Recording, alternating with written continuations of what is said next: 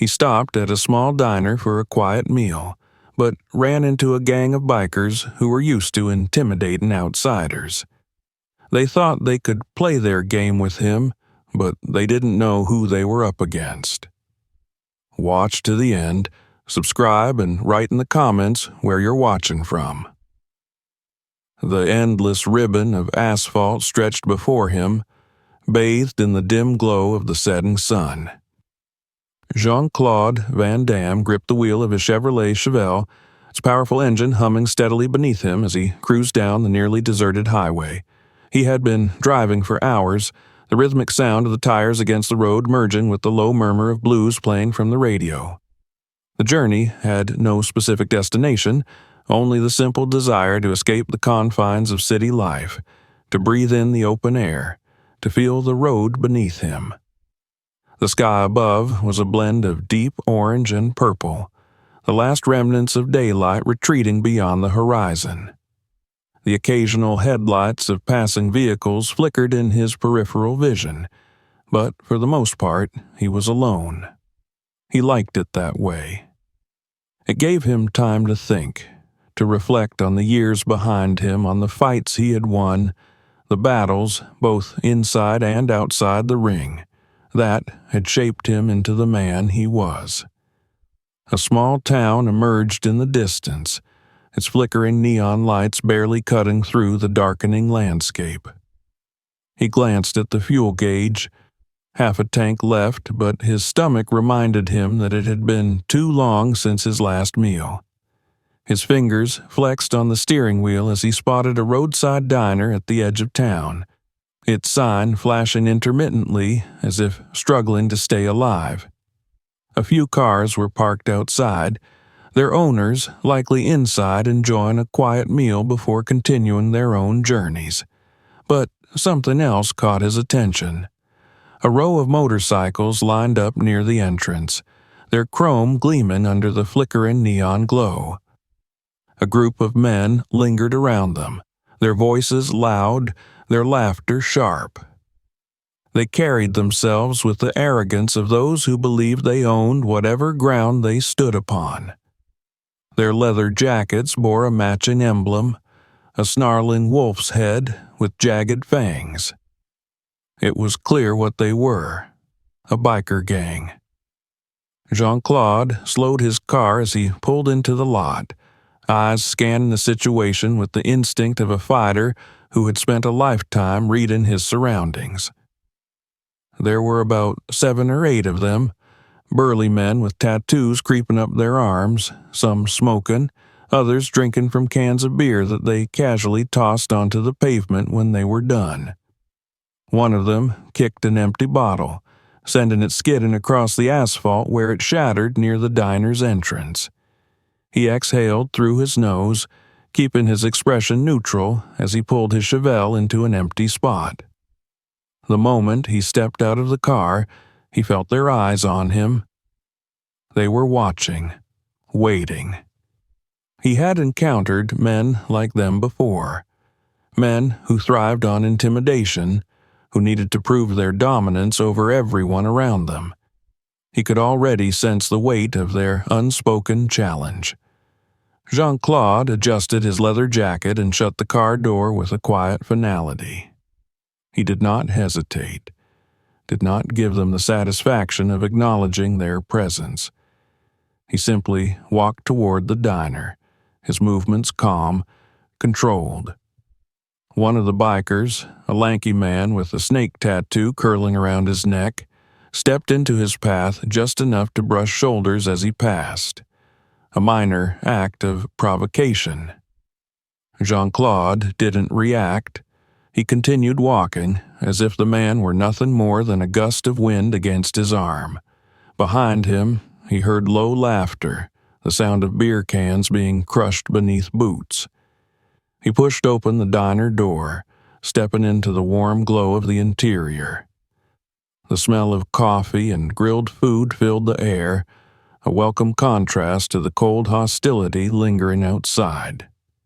The place was small but well kept, a classic American diner with checkered floors, red leather booths, and a long counter where a few customers sat sipping their drinks. A waitress glanced up from behind the counter, offering a polite but tired smile. She was young, maybe in her mid-20s, with her hair pulled back into a messy ponytail. She had the look of someone who had seen her share of late-night trouble, but still held on to a sliver of kindness. "Anywhere you like," she said, wiping her hands on her apron. Jean-Claude chose a booth near the window. From there, he had a clear view of the parking lot, of the motorcycles and the men gathered around them. He slid into the seat, his muscles loosening just slightly as he let himself settle. Outside, the bikers continued their rowdy conversation, but now their eyes occasionally drifted toward the window, toward him. He knew what was happening. They were sizing him up, trying to decide if he was worth their time, if he was an easy mark, or if he was someone they should ignore. He wasn't worried. He ordered a simple meal, black coffee, a burger, nothing fancy. As he waited, he let his gaze sweep the room. A trucker sat at the counter, hunched over a plate of eggs and toast. An older couple occupied a booth near the back, their conversation hushed and intimate. The world continued, oblivious to the tension brewing just beyond the glass. Minutes passed, and his food arrived.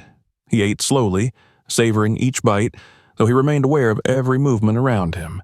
The bikers had not come inside yet, but he could see them talking, could sense the shift in their body language. They were discussing him, deciding something.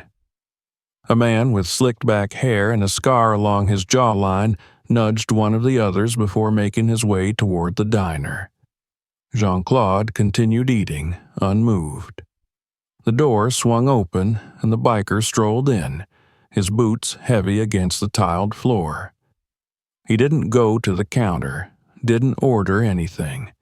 Instead, he leaned against the back of a booth, eyes scanning the room until they landed on Jean-Claude. A slow, deliberate smirk curled his lips, but Jean-Claude didn't look up. Not yet. He took another sip of coffee, letting the moment stretch, feeling the air grow denser with unspoken challenge. He had seen this play before. The only question now was how far they were willing to push it.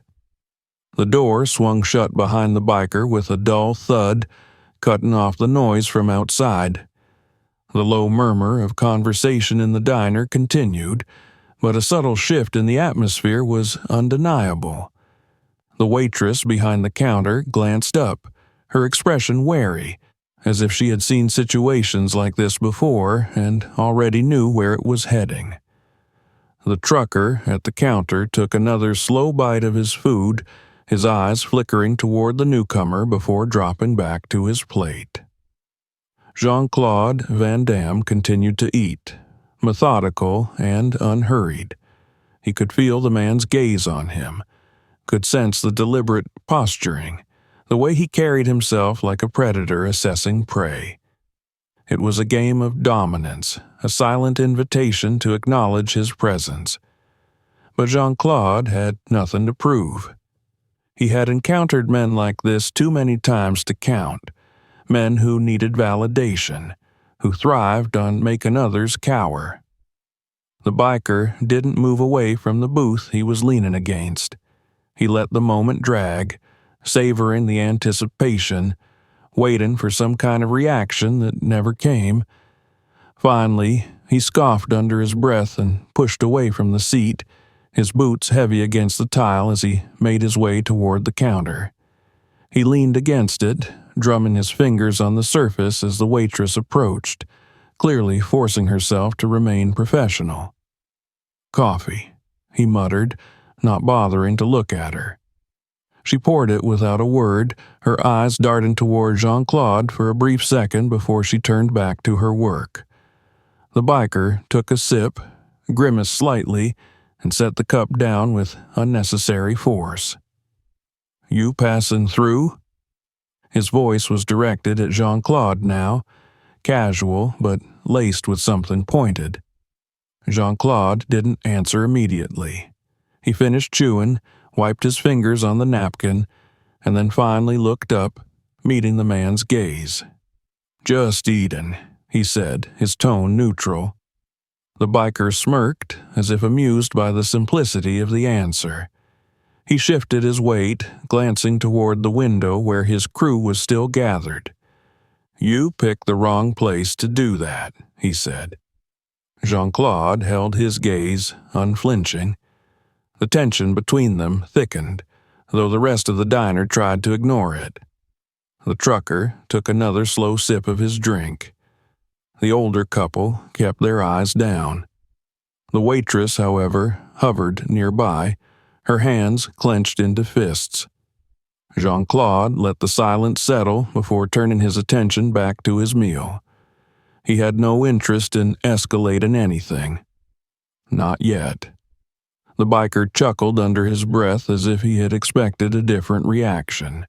He took another sip of his coffee, then turned and walked back toward the door, pushing it open with more force than necessary. As he stepped outside, Jean-Claude watched through the window as he spoke to the others, his gestures animated, his smirk widening. Whatever he was saying, it was enough to make a few of them laugh, though their eyes still flickered back toward the diner with something darker than amusement. Jean-Claude exhaled slowly, finishing the last of his food. He had dealt with men like these before, and he already knew how the night would end. He had seen the look in their eyes, the way their hands clenched instinctively, the barely restrained aggression that coiled in their muscles like a spring waiting to snap. When the waitress returned to take his plate, she hesitated before speaking. "You should probably leave," she said quietly. He met her gaze, calm and steady. "I will." She bit her lip, shifting on her feet. "I mean, soon." Jean-Claude nodded, understanding the unspoken warning, but he wasn't the type to be rushed. He left a few bills on the table, enough to cover the meal and a generous tip, then rose to his feet, adjusting his jacket. The moment he stepped outside, the air felt heavier. The bikers had spread out slightly, no longer clustered together, their movements looser, more predatory. The man who had spoken to him inside, the one with the scar on his jaw, was now perched on the seat of his motorcycle, his hands resting on his knees as he watched Jean-Claude approach his car. Another biker, taller and broader, leaned against the hood of the Chevelle, arms crossed over his chest. He gave the vehicle a light tap with his knuckles, as if testing its sturdiness, then smirked up at Jean-Claude as he drew near. "Nice car," he mused, "but it's in the wrong spot." Jean-Claude stopped a few feet away, his expression unreadable. He could feel the weight of their eyes on him, the anticipation thick in the air. One of them stepped forward, dragging a boot across the pavement. "You didn't answer my friend inside," he said. "Are you just passing through?" Jean-Claude glanced at him briefly before looking back at his car. "I don't want trouble." The biker with the scar laughed. "That's funny, 'cause it looks like you just found some." Jean-Claude remained still, letting them talk, letting them puff themselves up. He could see how this was going to unfold. They were working themselves up, building their confidence, convincing themselves that this would be easy, that he was just some random guy who had wandered into the wrong town at the wrong time. A few more seconds passed. Then the man leaning against his car pushed off from the hood and took a slow step forward. "You deaf, buddy?" he asked. "Or just stupid?" Jean-Claude met his gaze. "I said I don't want trouble." The biker smirked. "And I said—" He moved fast, reaching out to shove Jean-Claude's shoulder. It was a simple motion, one meant to provoke, to test his limits. Jean-Claude didn't budge. The biker's smirk faltered slightly, and in that moment, the energy in the parking lot shifted. The others had been expecting something different. Fear, hesitation, maybe an apology. They didn't get any of that. The man's hand was still on his shoulder. Jean-Claude looked down at it, then back up into his eyes. "You should move it," he said, his voice low, controlled. The biker hesitated. A flicker of doubt passed across his face. Then, just as quickly, it vanished. He tightened his grip. And that was his first mistake. The grip on his shoulder lingered a moment too long, the fingers tightening ever so slightly, an unspoken dare hanging between them. The biker's smirk remained, but now there was something else behind his eyes, something uncertain. He had expected a reaction by now, anger, defiance, maybe even fear. Instead, Jean-Claude stood motionless, his gaze steady, unreadable. The moment stretched, thickening like storm clouds on the horizon. The air itself felt different, as if the night had taken a deep breath, waiting for what would come next. Jean-Claude didn't move. He didn't need to. The decision had already been made, whether these men realized it or not. The tension that had been brewing since he pulled into the lot had now reached its boiling point. The biker let out a small, forced chuckle, glancing toward his crew as if seeking silent reassurance. One of them, perhaps emboldened by the lack of immediate violence, snorted and muttered something under his breath. Another took a step closer, his boots crunching against the gravel.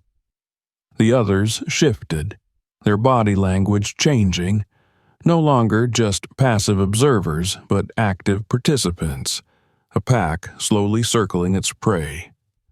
The man gripping Jean-Claude's shoulder finally spoke. "I don't think you understand how things work around here." His voice was lower now, more deliberate. "You see, when we tell someone they need to move, they move. When we say they're in the wrong place, they listen.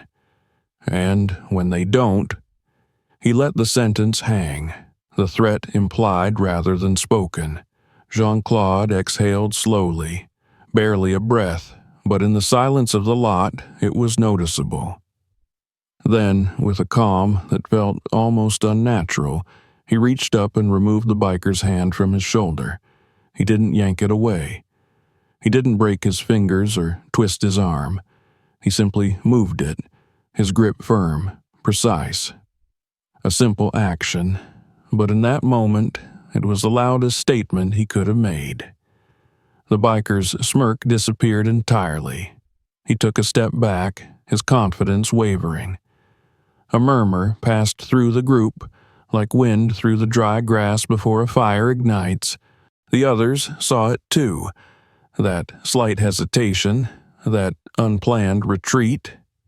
It wasn't much, but it was enough to shift the balance, to plant a seed of doubt.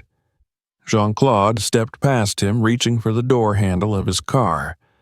The metal was cool beneath his fingers. He didn't rush. If they wanted to stop him, they had their chance. If they wanted to walk away, the opportunity was there. But they didn't. The second mistake of the night came swiftly. A sound cut through the night air, the quick scrape of a boot against pavement, a sharp inhale of breath before an attack. Jean-Claude felt it before he saw it, the shift in weight, the tensing of muscles. The biker lunged. Jean-Claude moved. It was almost too fast to register.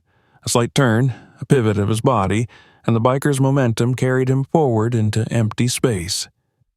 Jean-Claude barely exerted any effort, just enough to let the man's own force work against him. The biker stumbled, nearly losing his balance. A sharp curse escaped his lips as he caught himself, spinning back around, his face twisted in something between anger and shock. Now it had truly begun. The hesitation from before was gone, burned away by adrenaline and wounded pride. The pack mentality took over, their movements instinctual, animalistic. The other bikers tensed, their hands curling into fists, their stance widening. They weren't going to let it go, not now. Jean-Claude remained still, his feet planted, his body relaxed. Someone spat on the ground. Another cracked his knuckles. The laughter was gone now.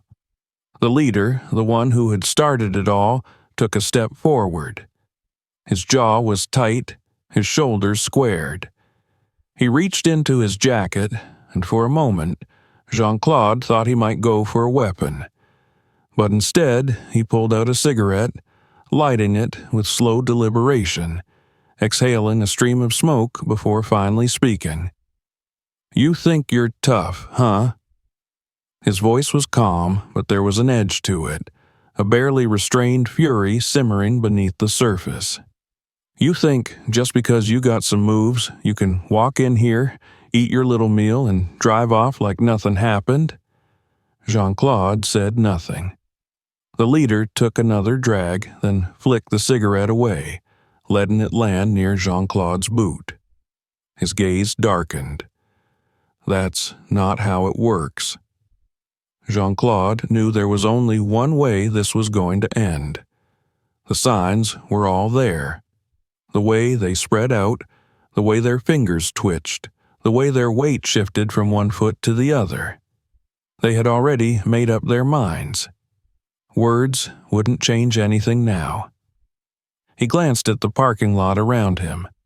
The diner's neon lights buzzed softly, casting long shadows. The waitress was inside, pretending to clean a table, but watching anxiously through the window. The trucker had turned his stool slightly, facing the door, waiting. The old couple in the back booth had fallen silent, their faces tense. A breeze swept through the lot, carrying the distant hum of the highway. The leader gave a small nod, a signal. The first punch came from the left. Jean-Claude saw it before it even started. A telegraphed swing, wide and sloppy, fueled by emotion rather than skill. He stepped back, letting it pass harmlessly in front of him. The biker's fist cut through the empty air, throwing him off balance. Jean-Claude's counter was swift and precise, a sharp strike to the ribs, perfectly placed. The biker grunted, stumbling to the side. Another one moved in immediately, trying to capitalize on the opening. This one was smarter, faster. His hands were up, his stance more controlled, but it wasn't enough. Jean-Claude sidestepped his attack and delivered a controlled elbow strike to his jaw, a solid impact. The man crumpled. The others hesitated. For the first time that night, real doubt crept into their eyes. Jean-Claude straightened, adjusting his jacket. He had only needed a few moves to make his point. If they were smart, they would recognize that and walk away. But they weren't smart. The leader cursed under his breath. His hand twitched toward his belt, where something gleamed under the light. A chain. Jean-Claude's gaze flickered to the movement. He exhaled. So that's how it was going to be. The air in the parking lot thickened with tension, the night itself seeming to hold its breath.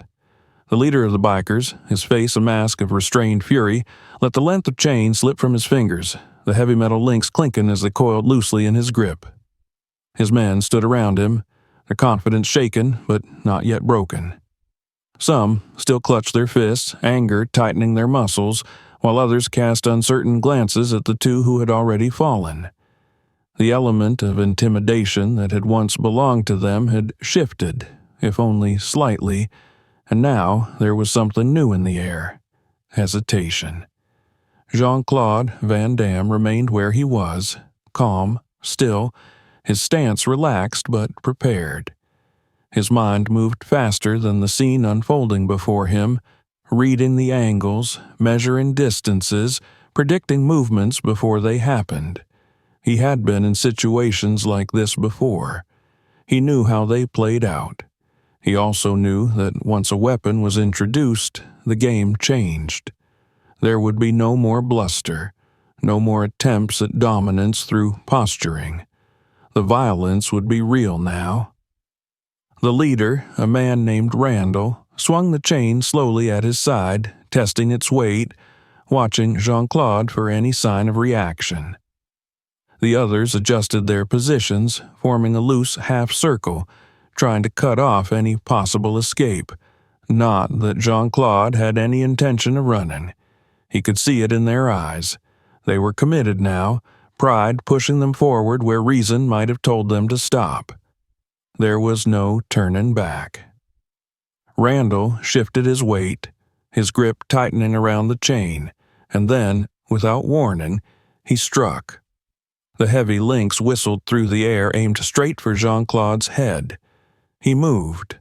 A slight pivot, a swift step back, and the chain cut through empty space.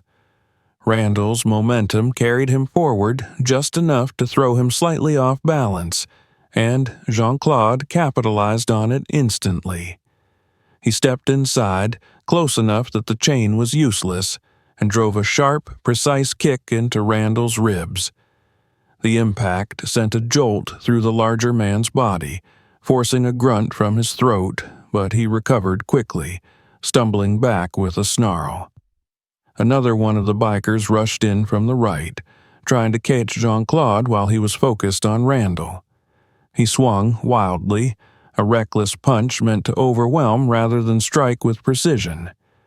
Jean-Claude ducked, feeling the air shift above him as the fist sailed past his head, and then countered with a short, brutal uppercut to the man's midsection. The biker gasped, folding forward, and Jean-Claude followed up with a quick strike to the back of his head, sending him sprawling to the pavement. The others hesitated again, seeing their men fall so easily, but pride and anger kept them from backing down. A third attacker, broader than the rest, charged forward with a roar, arms outstretched as if intending to tackle Jean-Claude to the ground. He met the rush head-on, sidestepping at the last second and driving a knee into the man's side, twisting his body with the force of the impact. The biker crumpled with a pained groan, rolling onto his side. Randall recovered enough to swing the chain again, this time with more control, forcing Jean-Claude to retreat a step. The links lashed out, narrowly missing his shoulder. The sound of metal slicing through the air was sharp, distinct, the weight behind the attack undeniable. Randall knew how to use his weapon, but Jean-Claude knew how to read movement. He let the man commit to another swing before stepping in again, this time catching Randall's wrist mid-motion. He twisted. Pain shot across Randall's face as his own momentum was turned against him. The chain slipped from his fingers, clattering against the ground. Before he could react, Jean-Claude struck, a lightning-fast elbow to the jaw that snapped the biker's head to the side, followed by a spinning kick that sent him crashing down. The remaining bikers exchanged glances, their bravado crumbling. 4 of their men were already on the ground, writhing in pain or unconscious. The balance of power had shifted completely. One of them, perhaps the youngest of the group, took an uncertain step back. His hand hovered near his belt where a knife rested in a sheath, but he hesitated. The others, seeing the hesitation, wavered as well.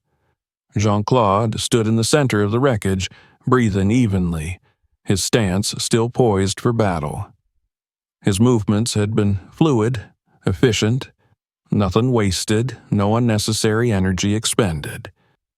He had dismantled them with precision, and now they were forced to decide whether their pride was worth continuing a fight they had already lost. The young one swallowed hard, then took another step back, then another. The others followed. Even those still standing, their knuckles bruised, their ribs aching, began to edge away, their posturing deflating. Randall, groaning as he rolled onto his back, stared up at the night sky with glassy eyes, his breath coming in ragged gasps. He had been beaten, and he knew it. Jean-Claude watched them without a word.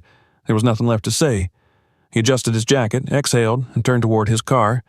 Behind him, the bikers stood frozen in place, uncertain of their next move. The chain lay abandoned on the asphalt, a useless weapon now. The leader didn't try to get up. He just lay there, chest rising and falling, the fight drained from his body. Jean-Claude reached for the handle of his car door. Then a sound, a click, a flicker of metal in the corner of his eye.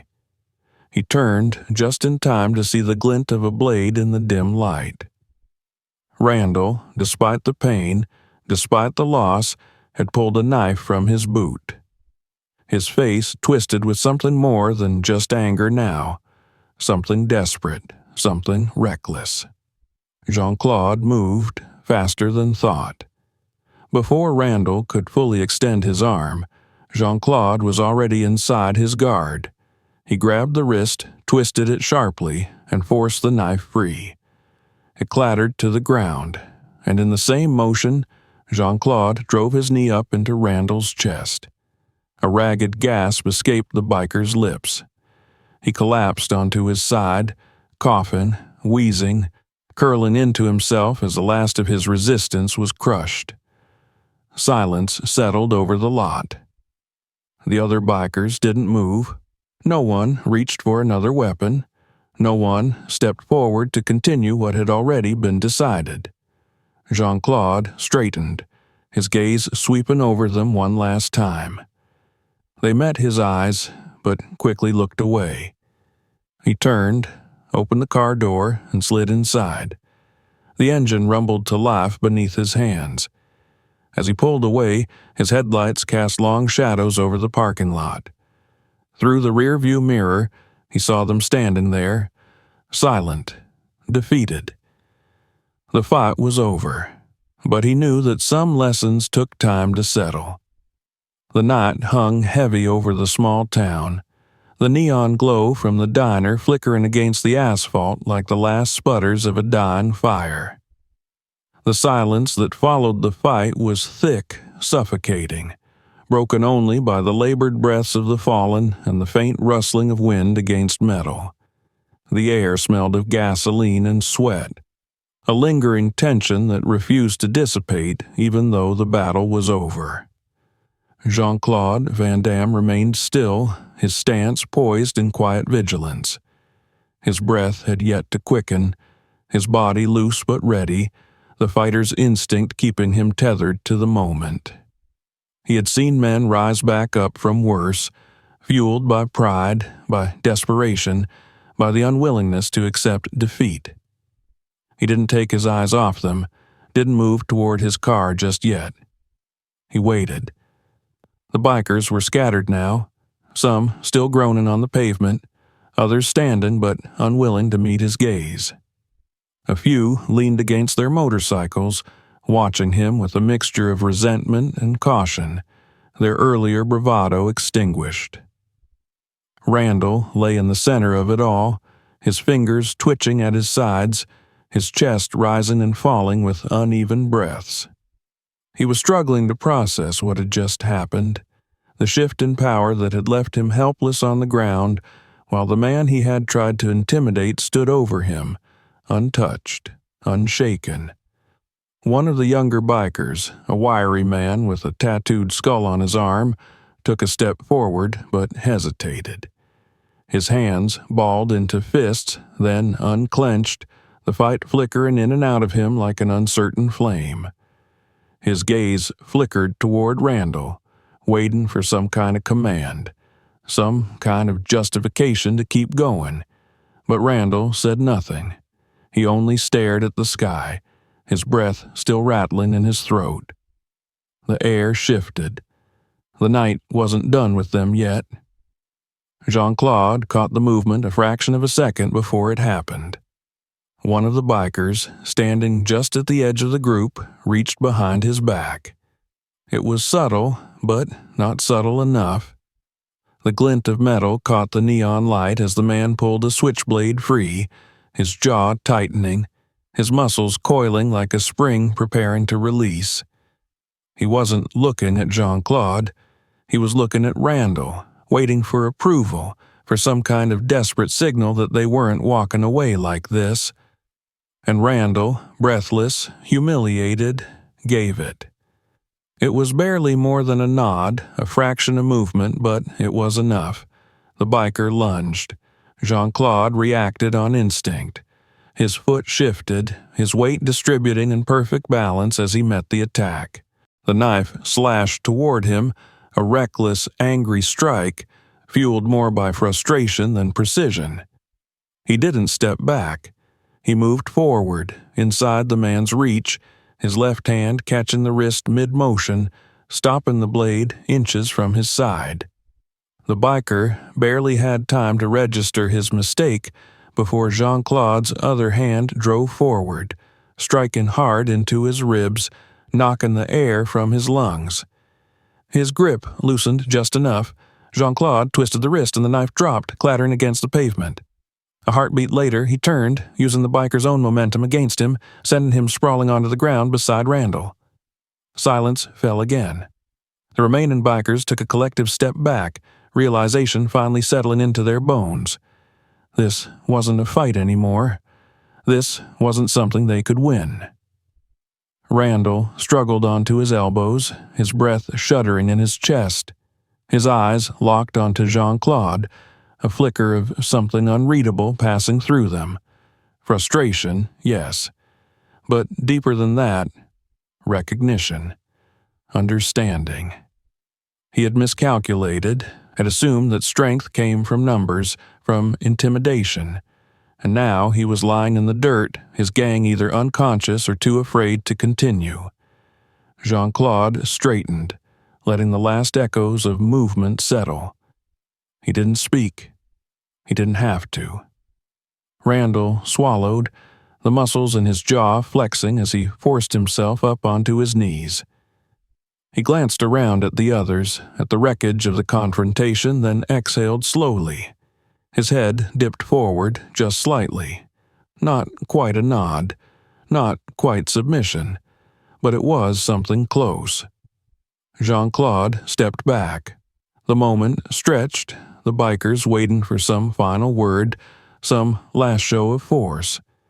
But he gave them nothing. He turned, walking toward his car, his movements as effortless as they had been when he arrived. The door creaked as he pulled it open. He slid inside, the leather of the seat cool against his back. The key turned in the ignition, the low rumble of the engine breaking the stillness. Through the windshield, he saw Randall pushing himself to his feet, shaking out his arms, wincing from the pain. He was still standing, barely, but something had changed. There was no longer any fight in his stance. As Jean-Claude pulled out of the parking lot, his headlights swept over the scene one last time. The bikers remained where they were, watching him go, their figures cast in long shadows. None of them made a move to stop him. The road stretched before him, dark and empty, the weight of the night pressing in. The neon glow of the diner faded into the distance, swallowed by the silence of the highway. The battle was over, but Jean-Claude knew it wouldn't be the last. There would always be men like Randall, always those who mistook restraint for weakness, who believed power came only from fear. But he had never fought for power. He had never fought for dominance. He fought because sometimes there was no other choice, because sometimes a man had to stand. The roar of the Chevelle's engine hummed beneath him, steady and familiar, a rhythm that had carried him through countless miles, countless nights like this. The road stretched before him, an unbroken line of asphalt disappearing into the darkness, the headlights carving a narrow path through the void. Behind him, the neon glow of the diner shrank into a distant flicker, swallowed by the vast emptiness of the highway. The town was gone. The fight was over. Jean-Claude Van Damme kept his hands firm on the wheel, his breathing even, his mind as still as the night around him. His knuckles bore faint bruises, His muscles ached from the precision of movement, from the exertion of controlling every strike, every block, every counter. He had taken no unnecessary actions, wasted no energy, and yet there was always a toll, not just on the body, but on something deeper. The wind outside rushed past, rattling through the half-open window, carrying with it the distant scent of gasoline and damp earth. It was the smell of the road, of endless movement, of never staying in one place long enough for anything to settle. He had lived like this for years, always drifting, always avoiding the weight of permanence. But nights like these had a way of following him, of clinging to his conscience like dust on his boots. He thought of Randall, of the moment the fight had ended, of the shift in the man's eyes when he finally understood.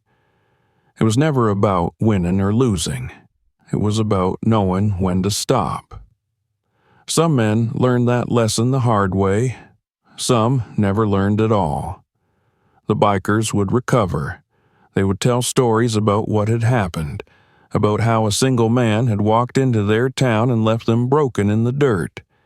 The details would shift with each retelling, some embellishments added to save face, others erased out of shame. But one thing would remain true. Randall and his men had underestimated him, and they had paid for it. Jean-Claude's fingers flexed on the wheel. He didn't take pride in what had happened. He never did. He hadn't gone looking for a fight, hadn't wanted the violence that had unfolded in that parking lot. But trouble had a way of finding him, no matter how much distance he put between himself and the last confrontation. It always came back. The stars stretched overhead, sharp and cold against the ink-black sky. There was something peaceful about the way the road swallowed everything behind it, erasing footprints, turning past moments into nothing more than memories. But some memories were heavier than others. He reached for the radio dial, turning it until the static faded into the slow drawl of an old blues song. The sound filled the car, a low, melancholy tune that fit the night like a worn-out jacket. He let it play, let the road take him wherever it wanted. A pair of headlights appeared in the distance, a lone truck rolling past him in the opposite direction. The driver barely glanced his way, just another traveler passing through the night, unaware of the battle that had just taken place a few miles back. Jean-Claude wondered how many times he had been that driver, oblivious to the struggles unfolding just beyond his line of sight. How many fights had played out in the dark while the rest of the world kept moving, unaware. The thought didn't linger long. He had never been one for dwelling. He exhaled slowly, rolling his shoulders to ease the tension that had settled there. His body would recover, the bruises would fade, but the road remained. There was always another stretch of highway waiting, another town, another diner, another group of men mistaking silence for weakness. But for now, there was only this. The hum of the engine, the weight of the wheel beneath his hands, the endless expanse of road ahead. And Jean-Claude Van Damme, leaving without looking back. If you enjoyed this video, make sure to subscribe for more. Watch the next one and explore more videos on the channel. Share this video with others and let us know where you're watching from in the comments.